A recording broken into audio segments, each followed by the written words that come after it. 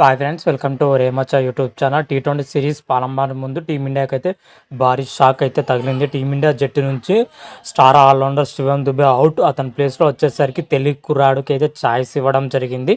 అసలు శివం దుబే ఎందుకు సిరీస్ నుంచి అవుట్ అయ్యాడు, అదేవిధంగా తెలుగు కుర్రాడు ఎవడు అనే విషయాల గురించి పూర్తి డీటెయిల్ తెలుసుకునే ముందు మా ఛానల్ సబ్స్క్రైబ్ చేసుకోండి. పక్కన ఉన్న బెల్ ఐకాన్ మాత్రం అయితే క్లిక్ చేసి పెట్టుకోండి. ఫర్దర్గా మా వీడియోలు అప్లోడ్ చేసినప్పుడు మీకు నోటిఫికేషన్ వస్తుంది.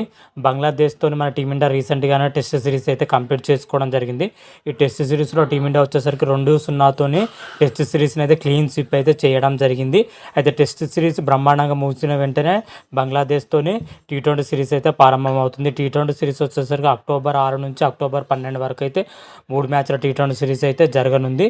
అయితే తొలి టీ20 వచ్చేసరికి అక్టోబర్ 6న గాలియర్ వేదిక అయితే జరగనుంది. టీ20 సిరీస్ ప్రారంభానికి ముందు టీమిండియాకి అయితే భారీ షాక్ తగిలిందని చెప్పుకోవచ్చు. టీమిండియా స్టార్ ఆల్రౌండర్ శివం దుబే మాత్రం అయితే జట్టు నుంచి సిరీస్ నుంచి అయితే అవుట్ అవ్వడం జరిగింది. అసలు శివం దుబేని ఎందుకు పక్కన పెట్టారు, అదేవిధంగా శివం దుబే ప్లేస్లో ఎవరిని తీసుకున్నారని అయితే తెలుసుకుందాం.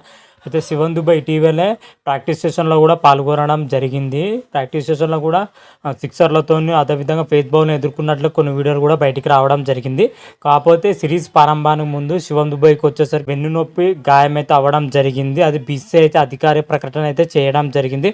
ప్రజెంట్ శివం దుబే వచ్చేసరికి నొప్పితో తీవ్రంగా బాధపడుతున్నట్లయితే బీసీసీఐ అయితే వెల్లడించడం జరిగింది. అందుకు కొన్ని రోజులైతే శివం దుబేకి అయితే రెస్ట్ తీసుకోవాలనే సూచన మేరకే టీ20 సిరీస్ను నుంచి అయితే శివం దుబేని అయితే పక్కన పెట్టడం అయితే బీసీసీఐ అయితే క్లియర్ కట్ అయితే చెప్పడం జరిగింది. శివం దుబే జట్టు నుంచి అవుట్ అయిన నేపథ్యంలో అతని ప్లేస్లో వచ్చేసరికి నితీష్ కుమార్ రెడ్డి ప్లేయింగ్ లెవెల్కి వచ్చే అవకాశం అయితే కనిపిస్తున్నాయి. ప్రజెంట్ మన టీమిండియాలో వచ్చేసరికి 3 ఆల్రౌండర్లను అయితే ఎంపిక చేయడం జరిగింది. అందులో ఒక ప్లేయర్ పోవడంతో నితీష్ కుమార్ రెడ్డికి మాత్రమైతే ఛాయిస్ దొరికే అవకాశం వస్తుంది తుది జట్టులో వచ్చేసరికి.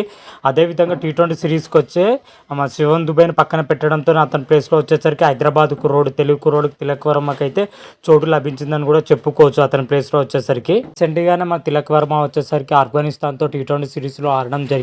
ఆ టీ20 సిరీస్లో అద్భుతంగా రాణించిన తిలక్ వర్మ తర్వాత జరిగిన సిరీస్లో మాత్రం అయితే చోటు లభించలేదు, చోటు కోల్పోవడం జరిగింది. అయితే ఇప్పుడు బంగ్లాదేశ్తో జరిగిన టీ20 సిరీస్కి అయితే చోటు లభించడం జరిగింది మరొకసారి మాత్రమైతే.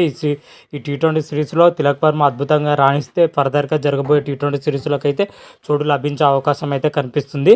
అయితే శుభం దుబే అవుట్ కావడంతో తిలక్ వర్మ జట్టులోకి రావడంతో టీమిండియా ప్లేయింగ్ లెవెన్ మాత్రమైతే చాలా మార్పులు అయితే చోటు చేసుకునే అవకాశం అయితే కనిపిస్తున్నాయని చెప్పుకోవచ్చు.